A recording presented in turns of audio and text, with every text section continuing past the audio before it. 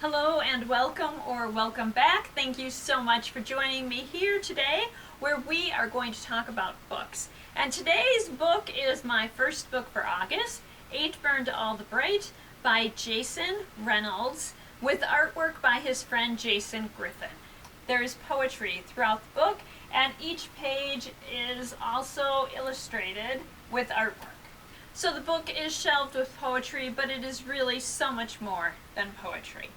And it is a look at the life of a black family living through and dealing with the events of the summer of 2020. So they're dealing with the spread of COVID-19, isolation from their friends, and social unrest.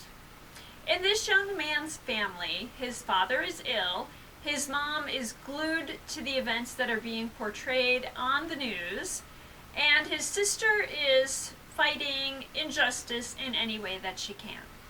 He is isolated not only from his friends, but also from his family as well.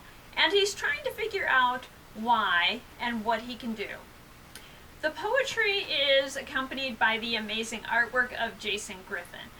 Artwork that enriches the words on each page.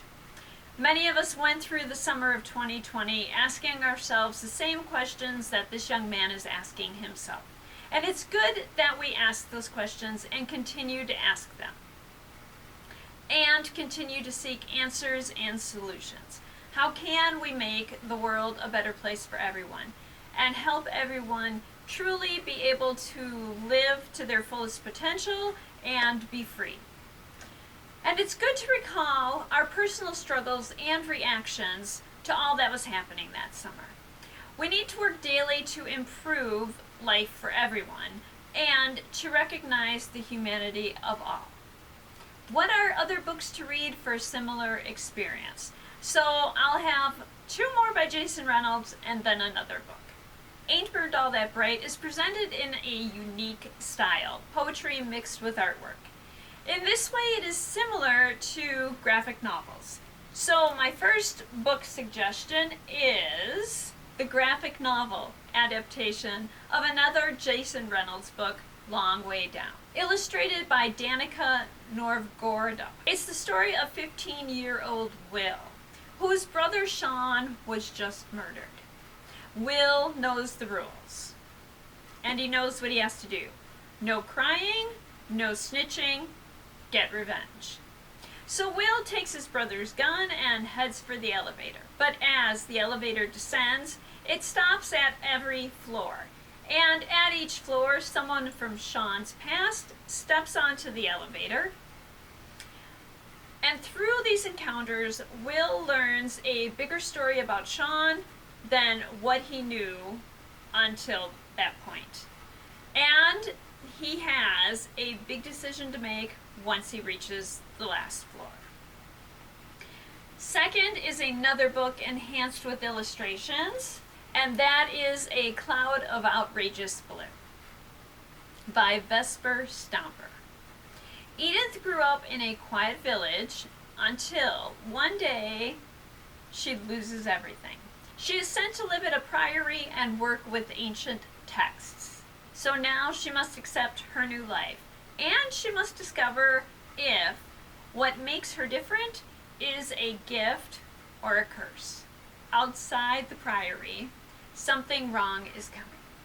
As the plague spreads, Edith must make a choice between her dreams and her destiny.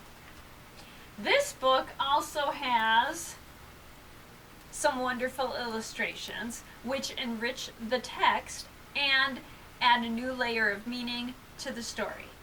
Our final book that we'll talk about today is Patina by Jason Reynolds. Tina Patty Jones is the fastest girl on her track team, and she has many reasons to be. She runs to show the others at her school, especially those who taunt her, that she is going to be someone. She runs for the other new runners on the track team to make them proud. She runs to show her little sister how to be brave and how to be strong. And she runs for her mom, who can't ever run again. Patty is out to prove that, as her mom says, she ain't no junk. And there we are. I hope that you enjoyed this look at Ain't Burned All the Bright and other books to read for a similar experience. I'll be back next week when we will talk about the book Family of Liars by E. Lockhart. Until then, I hope that you enjoy all that you do and all that you read. And thank you!